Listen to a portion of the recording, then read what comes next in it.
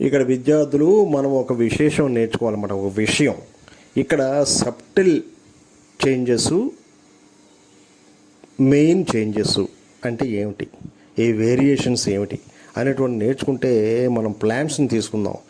Plants అనేటువంటి దాన్ని classify చేయడానికి మనం జనరల్గా ప్లాంట్స్ అంటే ఏం చూస్తాము, వాటి రూట్స్ చూస్తాం, స్టెమ్స్ చూస్తాం, లీవ్స్ చూస్తాం కదా. ఇవి ఉన్నవే ప్లాంట్ అంటాం అన్నమాట. ఇవి ఉన్నవన్నీ ప్లాంటే, ఆ స్పీషీస్లో ప్లాంట్ స్పీషీస్లోకి వస్తాయి. కానీ సబ్టిల్ డిఫరెన్సెస్ ఉంటాయి అన్నమాట. సబ్టిల్ డిఫరెన్సెస్ అంటే వాటి పువ్వులు వేరుగా ఉండొచ్చు, వాటి కాయలు వేరుగా ఉండొచ్చు, వాటి సీడ్ వేరుగా ఉండొచ్చు, ఓకే, వాటి ఆకులు వేరుగా ఉండొచ్చు. ఇవి సబ్టిల్ డిఫరెన్సెస్ అన్నమాట. కానీ ఇలాగా ఈ సబ్టిల్ డిఫరెన్సెస్ ఎక్కువైపోతే, మీకు అర్థమైందా, more and more subtle differences ఎక్కువైపోతే క్లాసిఫికేషన్కి కష్టం అవుతుందని దాన్ని మళ్ళీ సబ్ క్లాసిఫికేషన్ చేస్తారన్నమాట. ఇవి ఈ మొక్కల్లో ప్లాంట్స్లో ఈ జాతికి చెందినవి, ఇవి ఈ ప్లాంట్ జాతికి చెందినవి అనేటువంటి సబ్ క్లాసిఫికేషన్స్ వస్తాయన్నమాట. జనరల్గా వేరియేషన్స్ అనేటువంటివి, మెయిన్ వేరియేషన్స్ అనేటువంటివి ఏమిటంటే రూట్స్, స్టెమ్స్, లీవ్స్ ఎలా ఉన్నాయి, అది ప్లాంట్ అవుతుంది. అర్థమైందా విద్యార్థులు? ఇక్కడ జంతువులు తీసుకుంటే in order to classify consider the same species జంతువులు, it should be able to produce offsprings of its species. Okay, అవి ఫెర్టైల్గా కూడా ఉండాలి. Okay, horses and cats cannot produce ఆఫ్స్ప్రింగ్స్. అవి వేరు, ఇవి వేరు మాట. ఓకే, వాటి క్రోమోజోమ్స్ వేరు, వీటి క్రోమోజోమ్స్ వేరు, వాటి డిఎన్ఏ వేరు, వీటి డిఎన్ఏ వేరు. So they are different species. Horses and dogs can have offsprings, mules, but those offsprings are infertile. So there are differences in species mata in animals.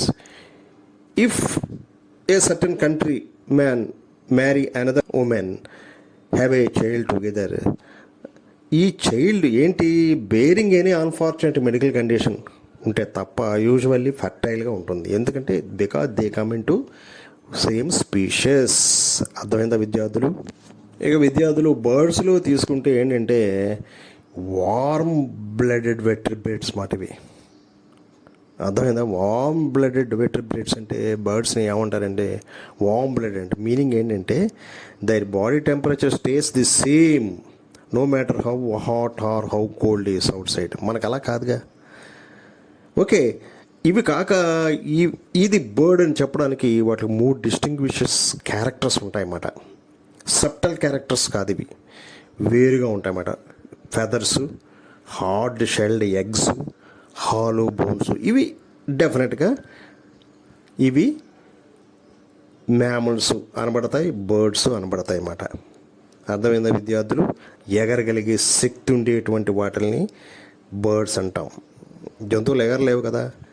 Okay, అలా ఇక subtle differences ఏంటంటే వాటి ముక్కుల్లో తేడా ఉండొచ్చు, వాటి ఫెదర్స్లో తేడా ఉండొచ్చు, వాటిలో తేడా ఉండొచ్చు. ఈ తేడాలు ఎక్కువైతే మళ్ళీ లాగేమాట ఆ బర్డ్స్లో కూడా సబ్ క్లాసిఫికేషన్ వస్తుంది.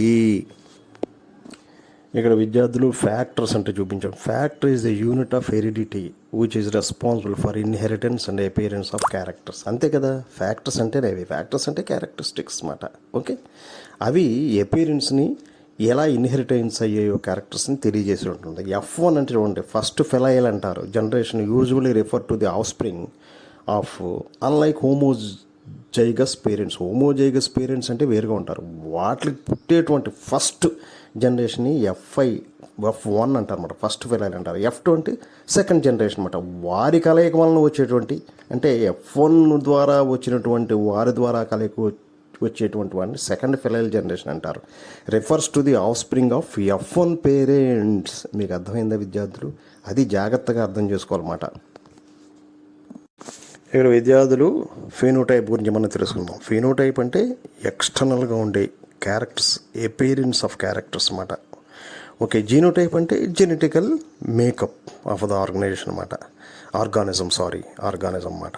ఓకే, పర్టికులర్ క్యారెక్టర్కి. ఓకే, ఇక law of dominance states, law of dominance, law of recessive అంటే ఏంటంటే law of dominance states that dominant characters are expressed when factors are heterogeneous కండిషన్లో ఉన్నప్పుడే లా ఆఫ్ డామినెన్స్ వస్తుంది, అంతే కదా.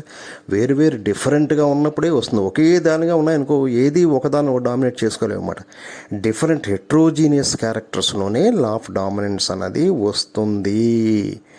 ఓకే, లా ఆఫ్ రెసెసివ్ అయినా లా ఆఫ్ డామినెన్స్ అయినా different heterogeneous క్యారెక్టర్స్లోనే వస్తుంది, అది మాత్రం గుర్తుంచుకోవాలి. ఈ law of segregation states that character segregates during gamete ఫార్మేషన్లో ఇవి ఇంటిగ్రల్గా అన్నమాట, లోపలగా అవి ఫామ్ అవుతాయి అన్నమాట. కొన్ని కాంబినేషన్లో ఫామ్ అవుతాయి. ఏ కాంబినేషన్ వస్తుందన్నది that depend upon the dominance and recessive కింద ఆధారపడుతుంది అన్నమాట. ఇలాగా లోపల పెరిగేటువంటి సాగ్రిగేట్ అయ్యేటువంటివి వాటిని లా ఆఫ్ సాగ్రిగేషన్ అంటారు. ముందు మనం తెలుసుకుందాం.